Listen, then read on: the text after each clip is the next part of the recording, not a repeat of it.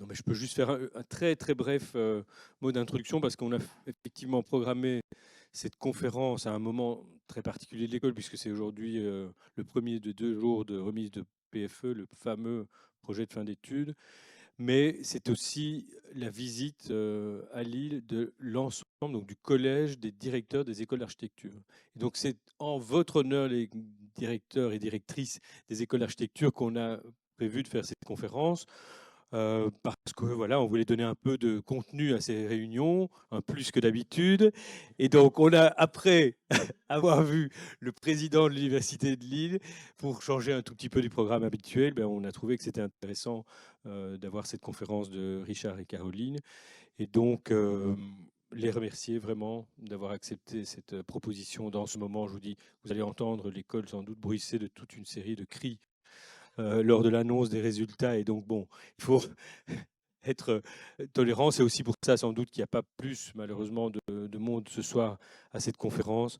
Mais ça n'est pas le nombre qui compte, c'est la qualité de l'auditoire qui est déterminant. Et donc, Richard et Caroline, je vous cède la parole. Merci encore une fois d'avoir accepté cette invitation à cette conférence pour le Collège des directeurs des écoles d'architecture et de paysage français. Bon, merci. Vous avez compris que notre directeur est un peu facétieux. Il voulait absolument prouver que nous ne sommes absolument pas populaires. Et donc, une fois de plus, il a réussi. Bravo. Donc, c'était ça l'objectif, j'imagine. Donc, pendant la préparation des PFE, etc. Et puis, à l'occasion de votre venue. Bon, plus sérieusement, on va essayer d'être relativement synthétique, mais en réalité, Pablo nous a demandé de présenter voilà, ce qui était 2 phases d'une recherche que nous avons menée, donc Caroline et moi-même, et puis au départ dans une plus grande équipe, puisque nous étions associés avec l'équipe d'architecture de l'école d'architecture de Marseille. Et donc, d'ailleurs, c'est Caroline, c'est en fait Annabella de Arroyo qui était directrice scientifique de la première phase de cette étude, pour laquelle les 2 labos étaient associés, INAMA et le LACT, ici à Lille, et qui était donc une réponse proposée dans le cadre de cet appel Architecture du XXe siècle, matière à projet pour la ville durable du XXIe siècle, partie des titres pour lesquels il faut prendre sa respiration. Et donc, nous avions proposé euh, une réponse qui s'appelait Repenser l'innovation, connaître et gérer le legs du logement social, expérimental et innovant de la décennie 1968-78. Et nous étions partagés le corpus en 2, en fait. Marseille travaillait sur des opérations assez exceptionnelles et autour de l'habitat intermédiaire. Quand je dis exceptionnel, il s'agissait d'UNICOM, en fait, des opérations qui n'avaient pas vocation à être reproduites en série. Et nous, parce que nous avons la réputation de s'intéresser notamment au patrimoine en série, nous étions plutôt concentrés sur les modèles innovation. Les modèles innovation étant une opération qui a mauvaise réputation, en tout cas la politique des modèles a une relative mauvaise réputation, nous y reviendrons. Donc, en réalité, à partir de cela, nous avons travaillé et à partir notamment d'archives du plan construction qui sont aux archives de France et qui contiennent les archives de la direction de la construction donc, et du plan construction qui avait dirigé cette opération. Alors il y avait plusieurs choses qui nous intéressaient dans le fait de prendre comme corpus ces modèles d'innovation. D'abord la période concernée. La période concernée, elle est liée à un moment où, on va dire, l'État français veut changer de politique et notamment veut changer la politique du logement social. C'est un tournant qui est très critiqué, qui est critiqué dès le début, mais qui est très critiqué à la fin des années 60. Euh, et cette solution pour loger le plus grand nombre, en gros les grands ensembles, a été l'objet de critiques très très virulentes qui a atteint à peu près tous les milieux, y compris les milieux que je qualifierais le milieu médiatique en général, le cinéma, la télé, la littérature, à un point tel que, eh bien, elle a été l'objet d'un retournement de situation et que les modes de production des grands ensembles ont été mis en cause. Bon, le chemin de grue, bien sûr, mais aussi la configuration elle-même de ces logements sociaux. Cette critique, en fait, ce qui est intéressant, c'est que à la fin des années 60, elle atteint des milieux qui ne sont pas forcément les milieux spécialisés. Je vous montre là un exemple avec un très mauvais livre, donc je ne vous recommande pas, mais qui était de très grande diffusion, où, vous voyez, on critique par exemple l'uniformité des grands ensembles, leur côté répétitif, ou encore, c'est supposé être un livre drôle. Il n'est pas drôle du tout, mais c'est pour ça que je ne vous le recommande pas. Il est publié en 69, c'est pas un hasard. Évidemment, ce n'est pas un hasard. Pourquoi? Parce que en 1969, c'est un changement de Premier ministre, notamment, c'est Jacques Chaban-Delmas qui devient Premier ministre et qui va lancer ce mot d'ordre de l'innovation et de la nouvelle société qu'il faut changer. Et ce qui est visé, c'est notamment ces formes, ces morphologies des grands ensembles.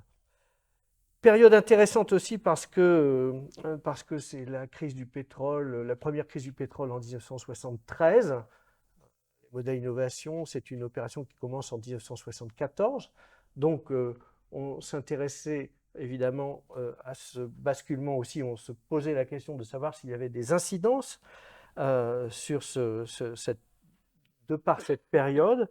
Et puis aussi, on va dire que le mot innovation lui-même voilà, va être récurrent dans tous les textes officiels, aussi bien que dans, je dirais, les publications.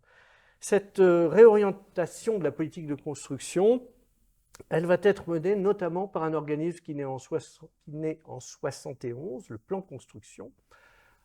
Et le plan construction est une petite équipe au sein de la direction de la construction qui va mener plusieurs opérations. On connaît assez bien les opérations expérimentales, notamment du point de vue historique, parce qu'il y a des ouvrages dans ce domaine assez précis.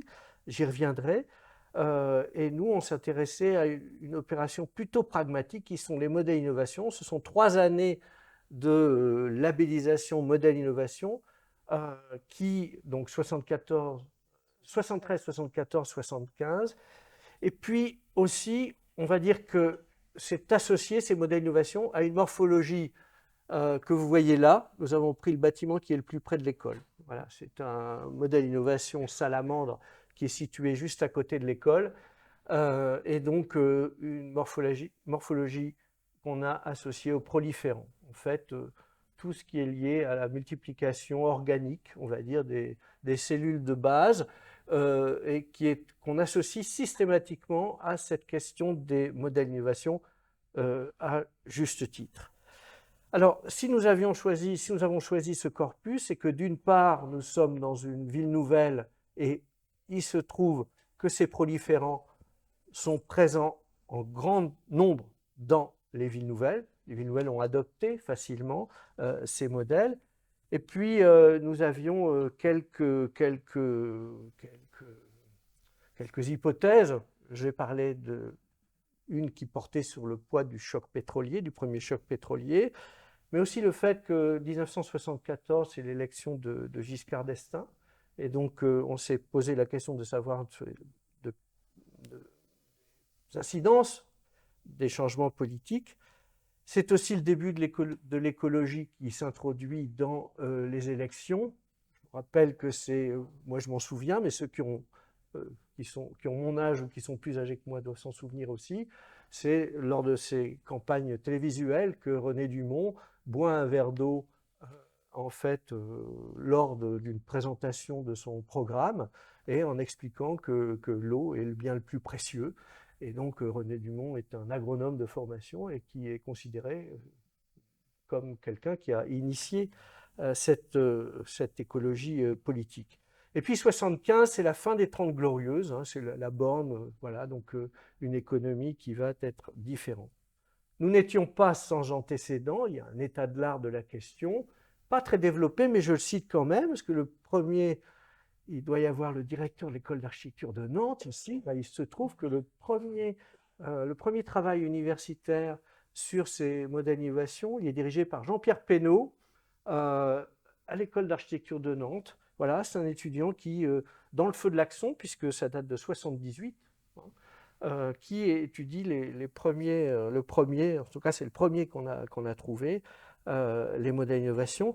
Il y a aussi un travail de Joseph Abraham sur les opérations expérimentales, mais qui comprend un entretien avec Henri-Pierre Maillard. Henri-Pierre Maillard étant un des architectes qui a créé un modèle innovation.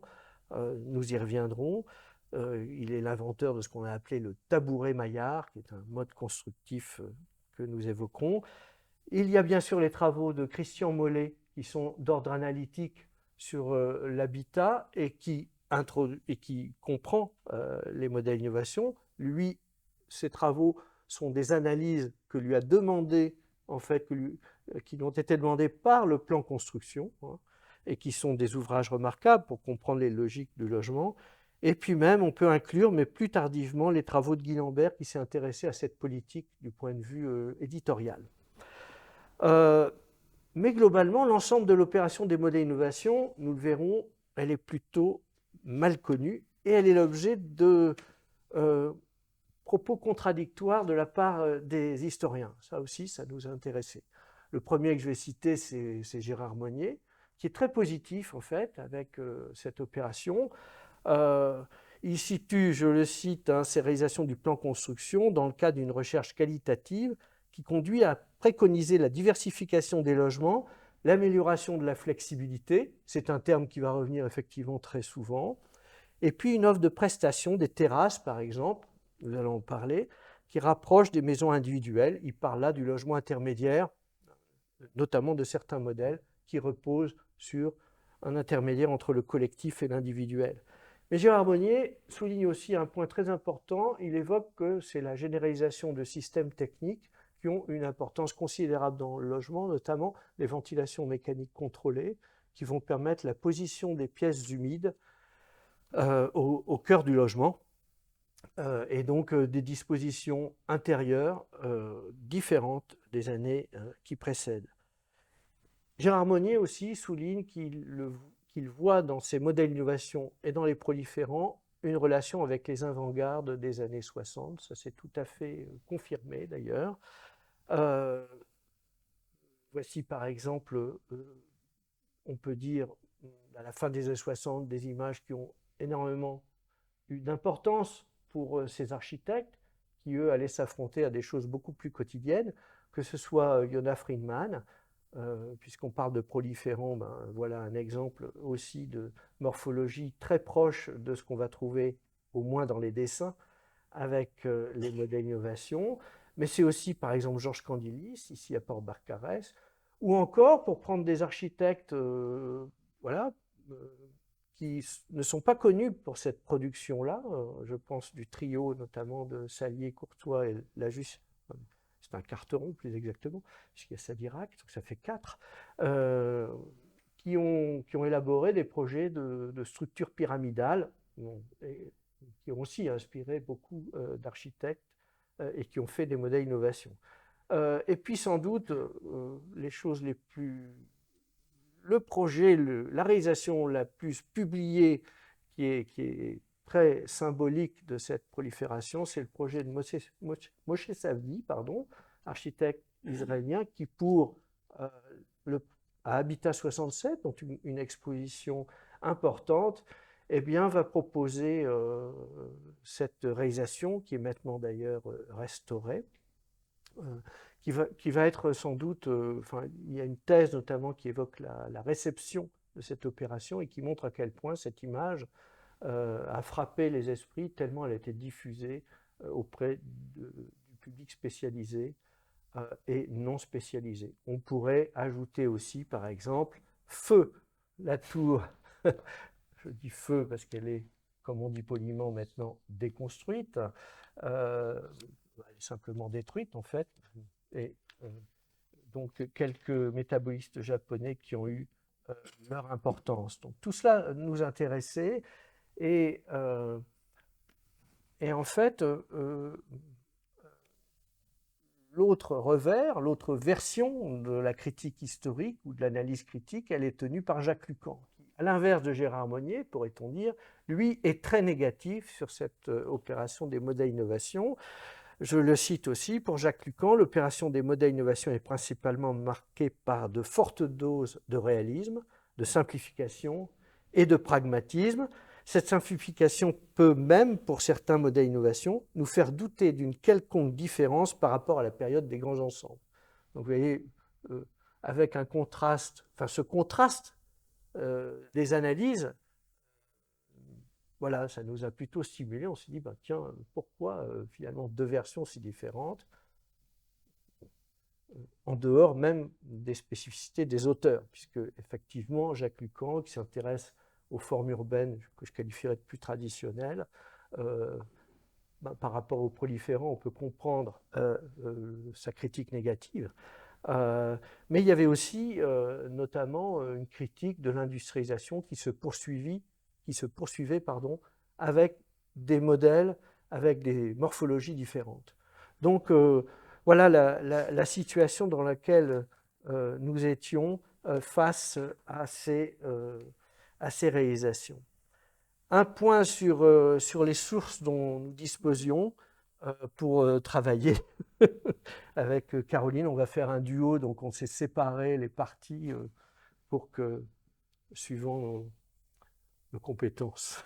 Oui, donc nous avions les archives de la direction du plan de construction qui nous ont été très utiles, mais aussi ce que vous voyez ici, ce sont les plaquettes de présentation des modèles qui ont obtenu justement l'agrément modèle innovation. Hein. Donc sur les 3 campagnes de concours 73, 74, 75, il y a eu 31 modèles qui ont été agréés. Donc vous voyez ici les couvertures de ces plaquettes.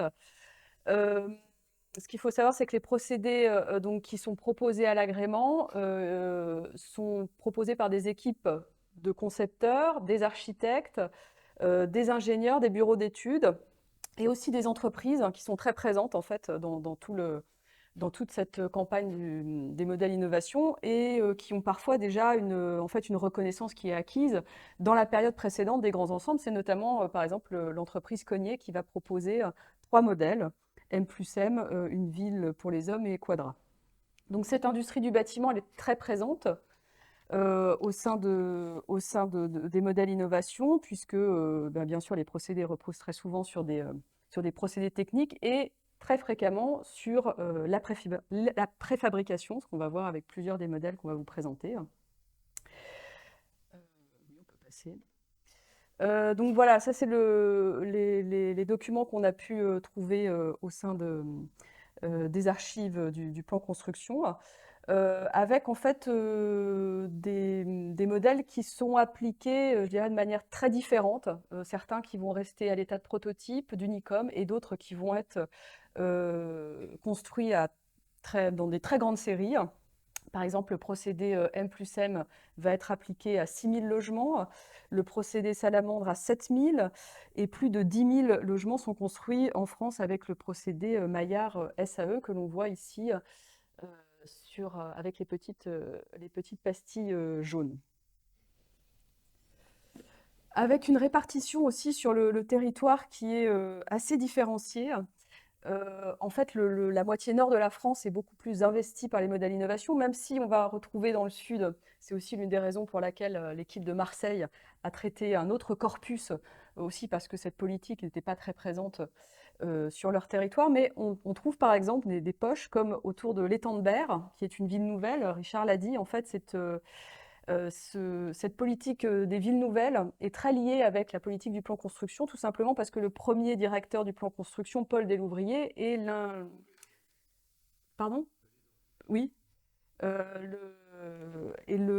Aussi l'instigateur de la création des villes nouvelles au milieu des années 60. Et donc, on va avoir beaucoup de modèles innovation qui sont construits dans ces villes nouvelles, notamment à Villeneuve-d'Ascq, où on va avoir 8 opérations de logement à partir de 6 types différents de modèles. Alors, on ne va pas vous passer en revue l'ensemble des modèles, mais on en a choisi quelques-uns qui permettent de nuancer d'ailleurs le propos des uns et des autres, notamment qu'ils soient trop positifs ou plutôt négatifs, de Gérard Monnier et de Jacques Lucan, et qui sont très très significatifs de l'ensemble de l'opération. Le premier, c'est justement le modèle innovation qui s'appelle Maillard SAE. En fait, ça repose sur un système technique qui est un coffrage assez sophistiqué que vous voyez là, qui en fait permet de couler 4 porteurs verticaux, reconnaissables d'ailleurs. C'est comme ça qu'on reconnaît les Maillards et les Maillards SAE avec l'angle rentrant que vous voyez là à l'écran. Donc 4 supports verticaux qui soutiennent une dalle. Donc d'où le nom tabouret, et puis un système qui fonctionne par empilement. Maillard, c'est un élève de l'URSSA, et un collaborateur d'ailleurs, il était collaborateur de l'URSSA. Il se situe tout à fait dans une lignée que je qualifierais de rationaliste, et donc et aussi d'importance de l'ossature, les chantiers donc des tabourets Maillard. Eh bien, voilà ce que ça donne, avec une ossature visible, bien sûr, qui est assez expressive avec ses détails. Mais pour Henri-Pierre Maillard, l'idée aussi, c'est bien sûr la nappe et le réseau du point de vue urbain. Tous les dessins qu'il produit à l'époque reposent sur la prolifération de ce système technique dans tous les sens pour constituer des univers urbains. Et on voit bien là le rapport avec la ville nouvelle, bien sûr, avec une dalle surélevée, un urbanisme de dalle, et puis ce système qui génère ces proliférations. Ces ensembles sont aussi dans une autre filiation qui est la filiation de la structure et du remplissage, puisque bien sûr, dans leur logique structurelle, ils vont être, les parois seront des parois de remplissage, soit de remplissage léger, soit de remplissage plus lourd. On le verra, et on peut voir ici une opération qui est à peu près dans son état d'origine, à Dunkerque. Nous reviendrons sur l'inventaire que nous avons fait de ces opérations, et qui montre bien les capacités et aussi ce que génère cette opération, parce qu'elle génère des systèmes de terrasses, et elle génère une expression, donc structure et remplissage, très caractéristique, avec souvent une polychromie. Henri-Pierre Maillard parle d'opération polycubique, et c'est un terme que va reprendre Gérard Monnier dans son analyse, en fait. Il va reprendre ce terme comme une généralité, mais c'est Henri-Pierre Maillard qui l'emploie à propos de son opération. Alors ça, on pourrait dire que ça correspond tout à fait aux aspects positifs, je dirais, qui sont avancés par Gérard Monnier. Mais à l'inverse, évidemment, on a aussi ce qui pourrait peut-être plus illustrer les aspects soulignés par Jacques Lucan. Merci pour l'introduction du modèle. Donc là, on est sur un autre modèle, Sika Sigma, en fait, qui est plus prosaïque, plus pragmatique, mais qui s'élabore dans un contexte assez particulier et justement propre au bassin minier aux Hauts-de-France. C'est en fait la Société industrielle et commerciale des charbonnages qui en fait regroupe les houillères du Nord-Pas-de-Calais, de la Lorraine et du Centre-Midi, qui en fait dans ces années 60 qui voient le déclin en fait de l'extraction charbonnière, vont essayer de reconvertir leur industrie vers une industrie du logement. C'est la même chose qu'on trouve donc la Sika va donc investir un modèle qui s'appelle Sigma. Et on va trouver en fait le même processus pour un autre procédé qui est proposé par Claude Prouvé, la SIRH, de la même manière, même si pour Claude Prouvé, ça restera à l'état de prototype, ce qui n'est pas le cas pour le modèle Sigma, qui va être mis en œuvre assez largement, puisque la Sika va être vraiment a pour objectif une recherche optimale de productivité. Elle va mettre en place 3 usines de préfabrication qui vont être créées à la fin, au tournant des années 70, et qui vont permettre de réaliser entre 500 et 600 logements par usine dans des délais de fabrication et de construction de 8 mois pour des petits ensembles d'une quinzaine de logements. Ce procédé, il repose en fait sur la fabrication complète en usine, sur le modèle en fait des chaînes de montage automobile, avec la réalisation de coques en béton qui vont être proposées en fait, proposées avec tout l'ensemble de l'équipement, le chauffage, l'électricité, la plomberie, le revêtement de sol, une couche de pré-peinture, pour ensuite être transporté sur le chantier avec une adaptation des dimensions des cellules de 2,70 m par 5,56 m qui correspond en fait au gabarit routier pour pouvoir transporter facilement ces cellules. Et puis aussi cette proportion de 1/2 qui permet en fait des combinaisons plus faciles dans ce jeu de construction, puisque souvent ces modèles sont présentés comme des jeux de construction, des mécanos. Modules qui vont être assemblés sur le chantier, comme on peut le voir ici. Alors nous avons sur l'ensemble des opérations modèles innovation qui ont été construites dans les Hauts-de-France, nous sommes allés les voir toutes sur place, et ce qui nous a permis de faire des découvertes. Par exemple, sur ce modèle, ce modèle en fait permet de comprendre que malgré un modèle qui est conçu pour une production en série, il y a des variations, il y a toujours des variations sur les assemblages, sur les balcons, et puis aussi sur la manière dont elles nous sont parvenues aujourd'hui avec des politiques de rénovation parfois qui ne permettent pas forcément de reconnaître les qualités initiales des opérations. Je préciserai aussi que les auteurs de ce modèle ne sont pas tout à fait des inconnus. Jean Monge a participé à énormément de projets de reconstruction. C'est un grand spécialiste de la préfabrication. Et Blanquart de Léry est une des premières agences qui s'est équipée en informatique, vraiment très très tôt. Et donc il y a aussi ce contexte intéressant qui influe sur ce mode de production. Et parmi justement les acteurs très intéressants qui participent à cette politique du plan construction, on trouve Jean Barretz, qui est le fondateur de la COFEBA, la compagnie française d'Engineering Barretz, et en fait qui, au moment du lancement de ces modèles innovation au début des années 70, est déjà fortement impliqué dans l'industrie du logement, puisque à partir des brevets qu'il a déposés, il a construit plus de 50 000 logements. Il a notamment collaboré avec Marcel Breuer sur la station de ski à Flaine, par exemple. C'est un personnage assez intrigant, assez intéressant, qui prône l'industrialisation ouverte, qui va fonder un parti politique, Technique et démocratie, et qui va proposer ce modèle maille, qui est constitué de pièces préfabriquées planes que l'on vient assembler comme un mécano sur une grille de 90 cm de côté, donc sur cette maille de 90 cm de côté. Et à partir de l'idée que pour s'adapter en fait à des chantiers, à des investissements et des entreprises de taille modeste, l'idée c'est de se fonder sur une préfabrication foraine, c'est-à-dire l'unité de fabrication va être construite sur le chantier et uniquement pour ce chantier, ce qui permet des investissements moindres. Ce modèle est assez largement mis en œuvre sur le territoire avec des situations en fait très différentes. C'est vraiment le modèle où on peut voir des opérations à partir du modèle qui sont très prosaïques et une autre, en l'occurrence, qui est exceptionnelle.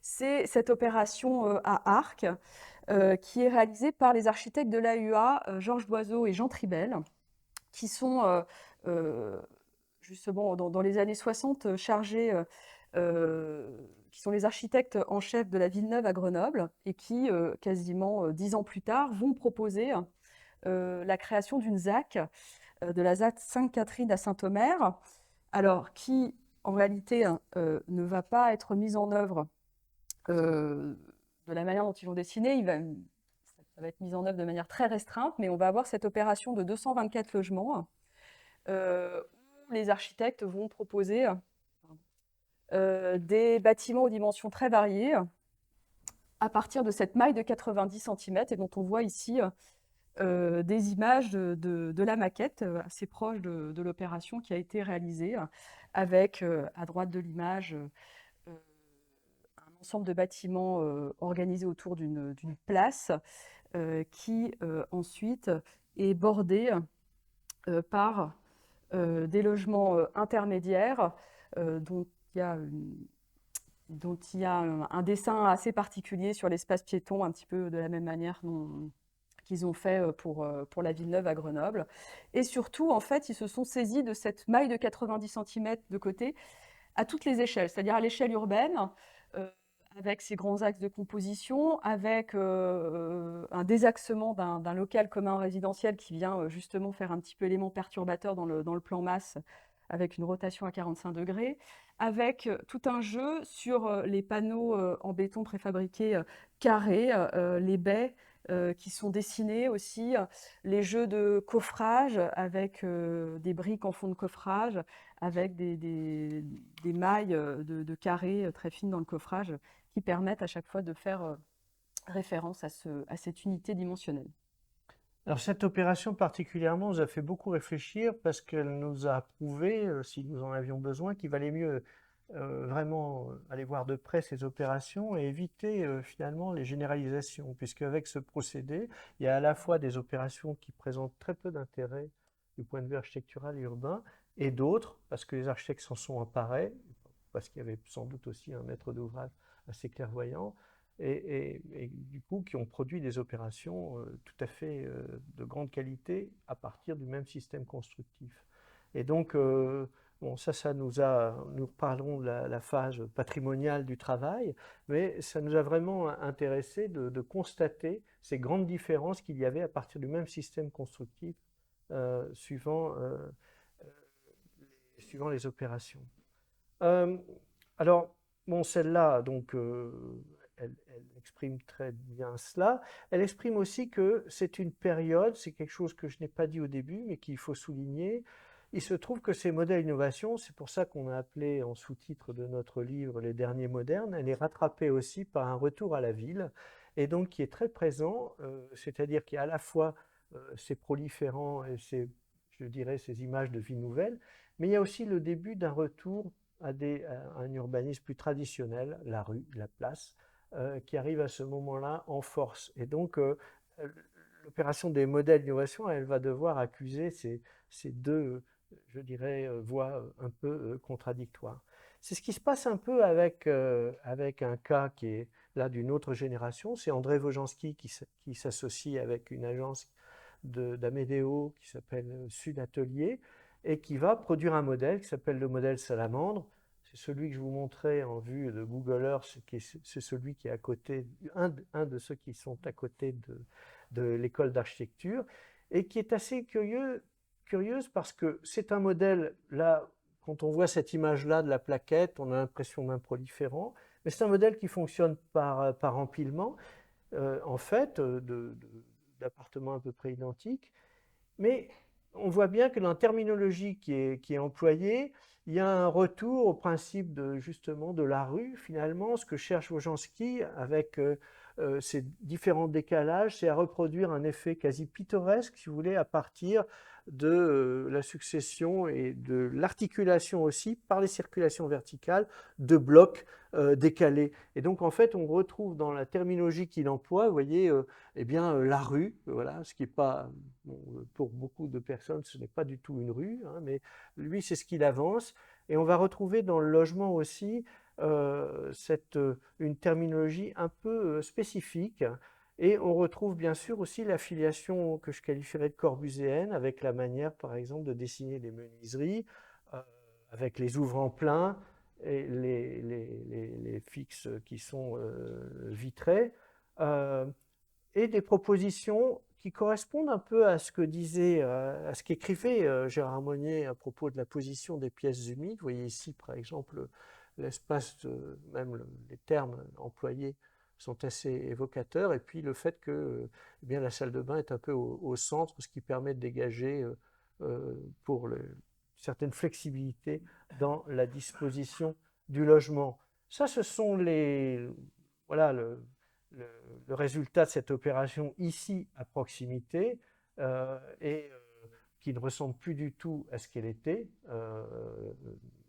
Une grande densité près du centre-ville de Villeneuve-d'Ascq. Il faut savoir que pour ceux qui connaissent Villeneuve-d'Ascq, cette photo est prise sous le porte-à-faux de l'hôtel de ville de la Rue Haute, Et donc, c'est absolument impossible d'avoir cette vue-là maintenant. Et puis, on a trouvé une partie qui est une partie en copropriété, qui est à peu près dans son état initial, puisqu'il y a une partie qui est locative et une autre partie qui est en copropriété, avec des menuiseries d'origine, voilà, qui ont été entretenues en bon père de famille, puisque c'est le début du double vitrage, notamment assez systématiquement aussi, et donc ces opérations en bénéficiaient. Une opération aussi sans doute extrêmement intéressante et qui permet de développer un autre point, c'est les maisons gradin-jardin. Ouais, le modèle maison gradin-jardin, c'est probablement l'un des plus représentatifs et aussi l'un des plus connus de ces modèles, qui est mis en œuvre et qui est proposé par Michel Andreau et Pierre Parra, et qui est en fait issu de recherches plus anciennes que le duo mène depuis plusieurs années, et dont l'objectif est de regrouper en fait les vertus de la maison individuelle et de rester dans les prix du logement social collectif. Et c'est en ce sens qu'en fait, ce modèle participe à la définition de ce qu'on appelle l'habitat intermédiaire, qui, selon une circulaire de la direction de la construction qui date du 9 août 1974, est caractérisé par 3 critères, qui est un accès individuel privatif, une surface extérieure privative qui est égale au moins au quart de la surface du logement, et une hauteur maximale de l'opération de R+3. Donc ici, on voit une des opérations à Villeneuve-d'Ascq qui est sur le modèle linéaire, qui est celui qui va être le plus mis en œuvre, mais en fait, il y a énormément de variations de ce modèle, où le principe, en fait, est de superposer des appartements en gradin, qui vont permettre, en fait, de proposer des terrasses qui vont de 25 à 40 mètres carrés, et de rassembler, en fait, les parkings à l'intérieur de l'opération, ce qui permet un second accès privatif, et qui va permettre aussi de dégager l'extérieur de l'opération pour favoriser en fait les circulations piétonnes et les aménagements paysagers. On voit aussi ici en fait les caractéristiques formelles de ces maisons gradin-jardin qui proposent des jardinières, qui sont aussi un des motifs qu'on retrouve dans plusieurs modèles, qui permettent en fait aussi d'avoir un recul pour pas avoir de visibilité d'un appartement à un autre. Et puis aussi des accès, donc certes il y a des accès depuis les parkings à l'intérieur de l'opération, mais aussi des accès par des escaliers en béton extérieurs qui mènent aux terrasses et qui permettent de desservir chaque appartement. Je parlais de variations en fait sur ce modèle. L'une des variations qui est proposée, ce sont les pyramides, dont on a 3 exemples à Villeneuve-d'Ascq, et qui reprennent cette même idée d'avoir des parkings au centre de l'opération, et ensuite les appartements qui s'organisent cette fois sur les 4 côtés. Alors, on a peut-être tous un préféré, enfin, toutes et toutes un préféré dans les opérations qu'on a étudiées. Moi, j'ai une préférence pour l'idée du structure accueil. Structure accueil est pensé par Louis Schneider et, et, et une femme architecte, Durand-Gasselin, qui après, on ne trouve plus de traces de cet architecte, on trouve uniquement des traces parce qu'elle arrête ses activités en 1973, mais elle participe à la mise au point de ce modèle. Ce modèle, en fait, repose sur un principe pour lequel un autre architecte est très connu, qui est Georges Morios, qui est le potogène. Et en fait, l'idée du potogène, c'est assez simple, ça consiste à faire circuler les fluides dans un poteau, donc un porteur vertical. Ce qui permet, évidemment, l'idée du potogène, c'est que ça permet une grande flexibilité dans la position des pièces humides qui ont besoin de l'arrivée de ces fluides. Alors cette idée, elle est utilisée par Georges Morios pour faciliter l'appropriation des usagers, puisque dans certaines opérations expérimentales, Georges Morios va utiliser ce principe pour demander aux usagers quelle est la position des pièces humides qu'ils souhaitent dans un espace libre. Bon. Louis Schneider l'utilise de manière un peu différente, puisqu'il va en plus associer à cette idée le croisement de 2 trames, une trame orthonormée et une trame diagonale. La trame diagonale est celle des potogènes, donc c'est le schéma que vous voyez en haut à gauche, avec ces petits carrés avec un trou dedans, ça symbolise le photogène, qui constitue une trame diagonale. Et puis, en fait, la trame qui correspond au trait et au grisé, et la trame orthonormée qui est soit la paroi extérieure, soit le dégagement d'une terrasse. Du coup, on reconnaît les photogènes quand ils sont encore reconnaissables. Vous verrez que ce n'est pas évident du tout de les reconnaître quand ils ont été très transformés, mais par une terrasse triangulaire ou un balcon triangulaire, bien sûr, avec ce système. Donc, vous voyez, c'est un principe que je trouve extrêmement intéressant. Il y a à la fois le système technique et à la fois l'idée de deux trames géométriques qui vont définir à la fois la multiplication de la structure verticale et le rapport avec la clôture, en fait, de l'édifice. Le système est donc le tout, vous voyez, avec un schéma qui représente aussi un proliférant, hein, avec ce schéma qu'on voit en bas sur cette grille.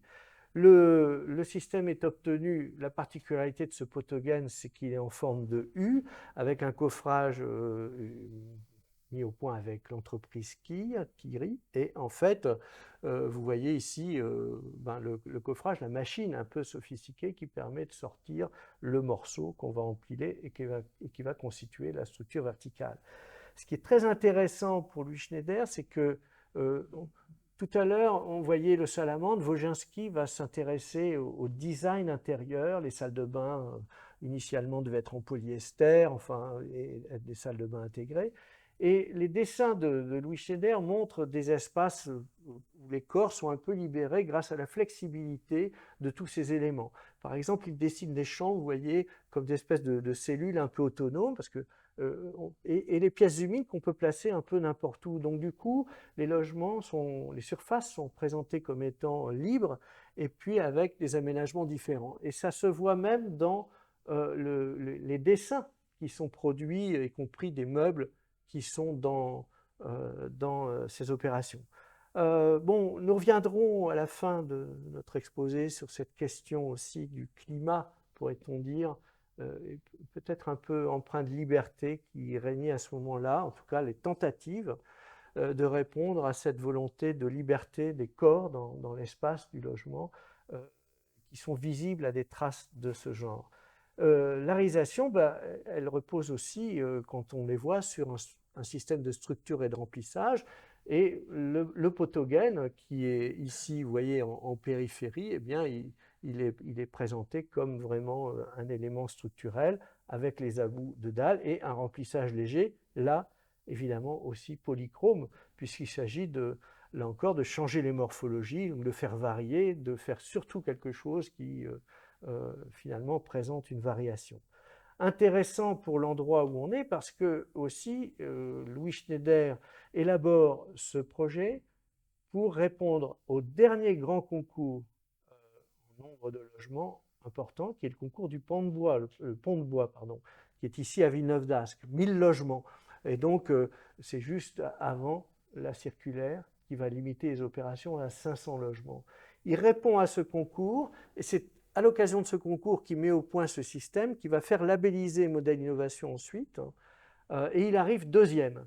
Le premier, c'est Alexis Josic, qui fait l'opération. Et donc, en compensation, on va quand même lui en donner 600. Donc, vous voyez qu'il y a aussi un chiffre qui va ensuite être impossible à atteindre. Et les 600 logements de Louis Schneider sont juste à côté de l'école d'architecture, parce qu'en fait, vous voyez la partie qui est là, 2 grappes de logements qui ont été complètement transformées, je vais vous montrer, mais qui étaient donc cette opération qui se présentait avec soit des remplissages légers, polychromes, soit des remplissages lourds en panneaux recouverts d'émaux de Briard ou de grès cérame. Voilà l'opération de Villeneuve-d'Ascq telle qu'elle se présentait. C'est vrai que nous avons cherché longtemps un Louis Schneider dans son jus, comme disent les antiquaires. On n'en a pas trouvé. Pourquoi? Parce qu'évidemment, ils sont tous passés. C'était une découverte aussi de l'inventaire que nous avons fait. Ils sont tous passés, eh bien, en fait, comme les grands ensembles, avec exactement les mêmes procédures, pallulos, etc., tout ce qui s'ensuit, à des transformations, à plusieurs couches de transformation. Hein, et là, c'est l'état de celui qui est à côté de l'école, pour une partie. Voilà. Et on s'est intéressé à cette situation, puisque aussi on s'est rendu compte, en discutant avec les bailleurs, que les bailleurs n'avaient aucune idée de ce qu'étaient ces opérations par rapport aux grands ensembles. Donc en fait, ils les traitaient exactement avec les mêmes logiques.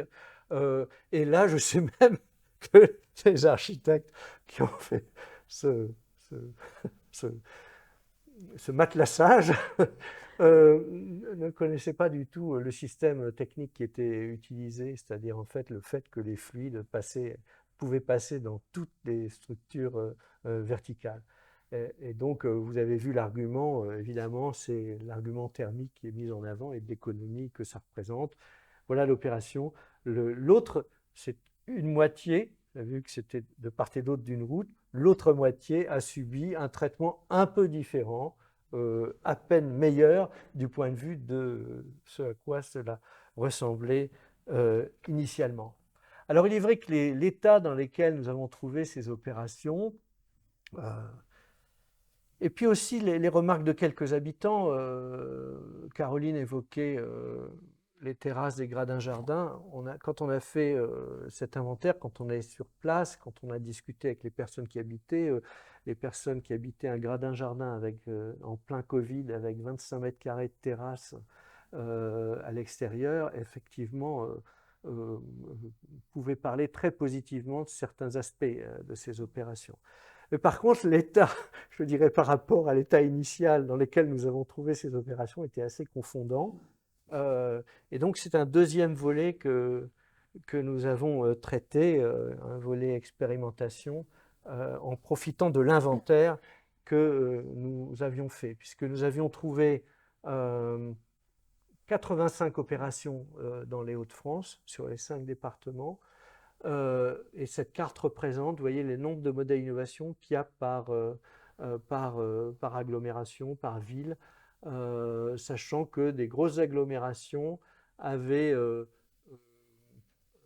tendance, évidemment, la colonne la plus haute, là, c'est toutes les opérations des modèles d'innovation à Villeneuve-d'Ascq, mais il y a Amiens ou encore Calais, qui était à l'époque une ville qui développait énormément les logements sociaux.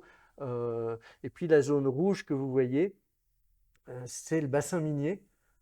Pourquoi? Parce que le bassin minier, comme l'a expliqué Caroline, avait développé une reconversion dans la fabrication de logements avec le modèle Sika Sigma. Donc ils ont fabriqué des Sika Sigma à n'en plus finir pour évidemment loger ce qui correspond à la fin de l'activité du bassin minier. Donc ça, on va dire que ce sont les concentrations différenciées de ces modèles d'innovation. Nous avons fait un inventaire.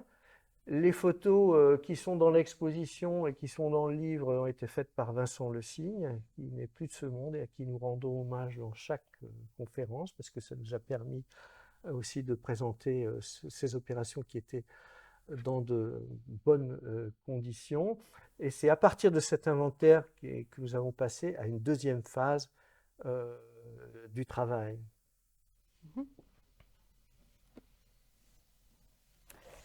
Donc, Richard l'a dit, un inventaire qui nous a permis de recenser 85 opérations qui représentent en fait 15 modèles sur les 31 qui ont été agréés, puisque nous sommes focalisés sur les Hauts-de-France,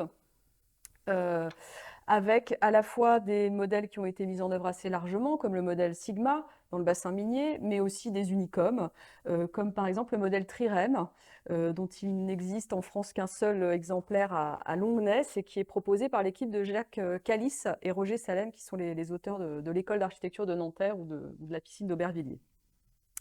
Et donc après cette première phase de recherche d'inventaire, nous avons mené une seconde étape de notre recherche qui était sur l'idée de la valorisation de ces modèles par une campagne de labellisation architecture contemporaine remarquable, qui est ce label qui remplace depuis 1980, enfin, qui remplace l'ancien label patrimoine du XXe siècle qui était initié en 99 et qui a, parmi les petites différences, la particularité de proposer pour la première fois des critères d'attribution du label. Donc nous nous sommes appuyés sur ces critères.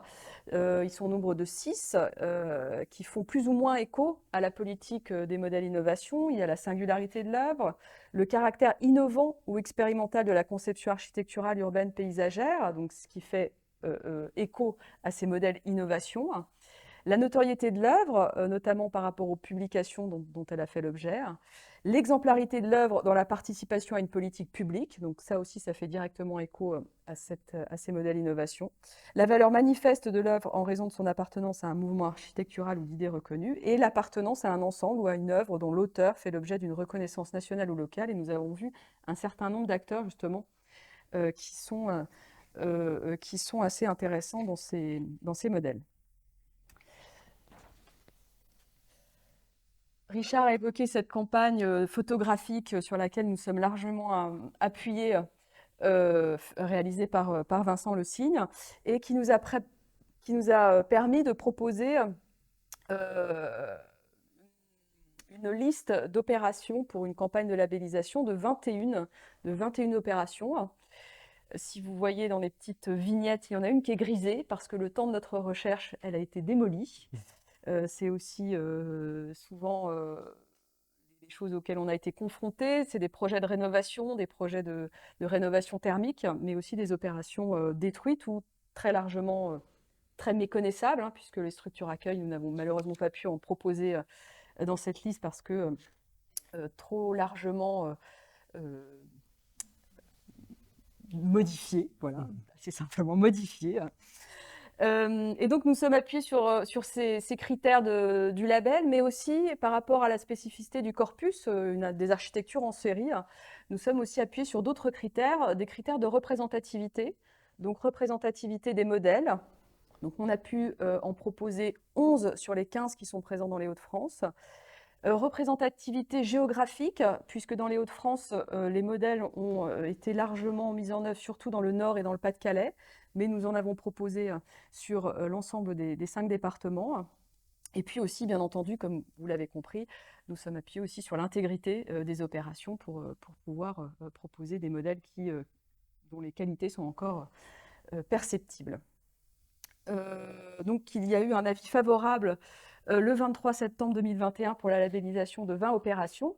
Et puis également une opération qui se démarquait tout particulièrement du corpus, qui est l'opération Maille à Arques par les architectes de l'AUA, a été protégée au titre des monuments historiques. Dans les outils de valorisation, nous avons aussi mis en place une exposition qui est itinérante, qui a été présentée dans plusieurs structures et qui est, si vous l'avez ratée, présente ici à l'école. Et donc, je vous invite à aller la regarder pour compléter. Mais je vous invite même à nous la demander puisqu'elle est gratuite, chers amis directeurs, à votre disposition pour que vous puissiez prendre le transport. Elle est à votre disposition et c'est 20 panneaux qui représentent ces opérations avec une explication. Et donc, pour vraiment les questions du logement, on n'est pas obligé d'être un amoureux des modèles d'innovation pour adopter cela, mais par contre, elle présente quand même un intérêt du point de vue de l'histoire du logement de cette décennie. Et puis aussi, elle a déjà été dans quelques écoles, Paris-Val-de-Seine notamment l'a accueillie.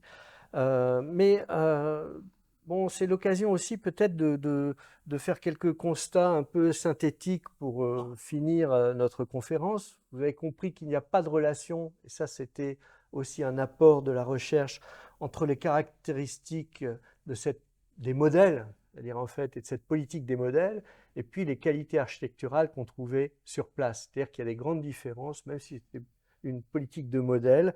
Et ça, c'est un point extrêmement important pour nous, du point de vue de l'évaluation, je dirais, de ces opérations. Suivant les circonstances, eh bien, les choses ont des valeurs extrêmement différentes. Les affirmations de Jacques Lucan et celles de Gérard Monnier sont quelquefois vérifiées, mais elles sont quelquefois, bien sûr, infirmées. Et donc, ça montre aussi l'intérêt historique de ces opérations. Ces opérations n'ont pas échappé aux vagues successives de restructuration des grands ensembles, et alors que je rappelle qu'elles sont édifiées justement pour changer cette politique, c'est un beau paradoxe, elles ont subi exactement les mêmes logiques et le même sort. Plusieurs de ces opérations ont été détruites, notamment des opérations Salamandre, dont les logements quand même sont, et même des opérations maison, gradin, jardin qui présentaient de l'intérêt. Le caractère et la nature des modèles innovation sont complètement oubliés par les propriétaires. C'est-à-dire qu'en fait, avec le changement de génération, les gestionnaires au quotidien de ces opérations ne savent pas du tout voilà, la nature exacte de ces opérations. De très nombreuses, Caroline l'a bien montré, très nombreuses variations sont visibles à partir du modèle initial. Ça aussi, c'est un point très important. C'est un point très important parce que y compris par les architectes, par la corporation des architectes, cette opération, cette politique même des modèles a été extrêmement critiquée. Il y a des milieux où on a fait quelques présentations, on a eu droit quand même à des réactions, je dirais, corporatistes, parce que opération politique des modèles vécue comme le poids des entreprises face évidemment au poids des architectes. La perte et la transformation de certains composants leur a fait perdre une partie de leur intégrité, notamment certains composants du second œuvre qui avaient leur importance. Je pense aux partitions menuisées, par exemple, des choses de ce type, a fait perdre quand même beaucoup de caractéristiques. Malgré cela, la confrontation avec les critères du label ACR a montré, voilà, bon, évidemment, quand on a un critère qui est l'expression d'une politique publique, on ne peut pas exclure, c'est une politique des modèles qui est une politique publique entièrement. Donc, je veux dire, elle coche cette case-là systématiquement, forcément. Enfin, les concepteurs qui sont investis dans ces procédés techniques et constructifs ont manifestement produit des modèles les plus innovants et surtout ceux qui posaient de manière très aiguë les relations entre architecture et industrie. Et ça aussi, c'est une leçon peut-être de la recherche, c'est la période concernée. Les relations entre l'architecture et l'industrie sont considérées comme en grande partie positives. Ça va basculer après, mais voilà. Et ça, on le voit dans les discours, on le lit dans les textes et dans les réalisations. Et puis, bon, je l'ai dit, de notre point de vue, il y a aussi une sorte de chose visible qui est une tradition française du rationalisme qui se poursuit au travers de certains modèles. Et puis, on s'est intéressé aussi aux représentations qu'on peut trouver dans les différents dessins des architectes, dans la présentation des architectes.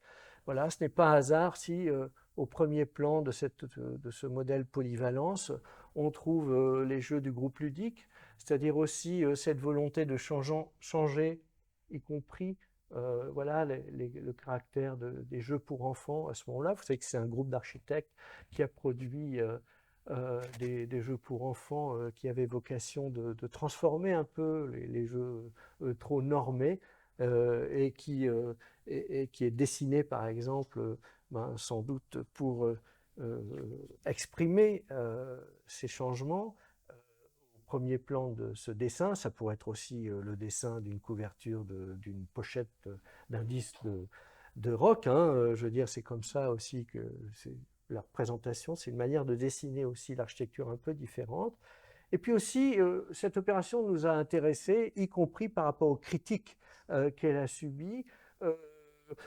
Caroline, comme moi-même, nous adorons Jean-Marc Rézère, donc on était bien content de trouver cette double page qui vient de Charlie Hebdo et qui est produite par Jean-Marc Rézère quand il visite l'exposition consacrée au modèle innovation qui a lieu au Grand Palais.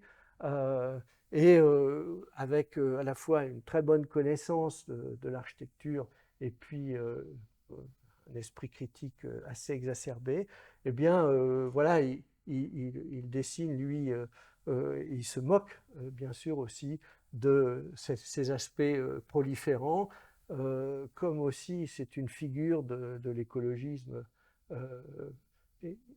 caricature évidemment, vous voyez, oui, les abeilles, ça fait longtemps qu'elles avaient conçu ce type d'habitat. Et cet aspect-là, finalement, nous a montré que même dans la dimension critique de ces opérations, en plus de leur qualité quelquefois singulière, eh bien, elles méritaient, ces opérations, qu'on les regarde d'un peu plus près, et puis du coup qu'elles soient un peu mieux considérées et surtout prises au sérieux d'un point de vue de leur situation historique dans l'histoire du logement en France. Et c'est à cette fin d'ailleurs qu'on en a fait un petit livre tout à fait agréable à lire et qui reprend, et qui reprend ces éléments en prenant peut-être celui qui nous a le plus, voilà, qui, le qui nous a le plus intéressé, notamment le gradin-jardin pyramidal d'Andrew et Para, pour lequel les habitants avaient l'air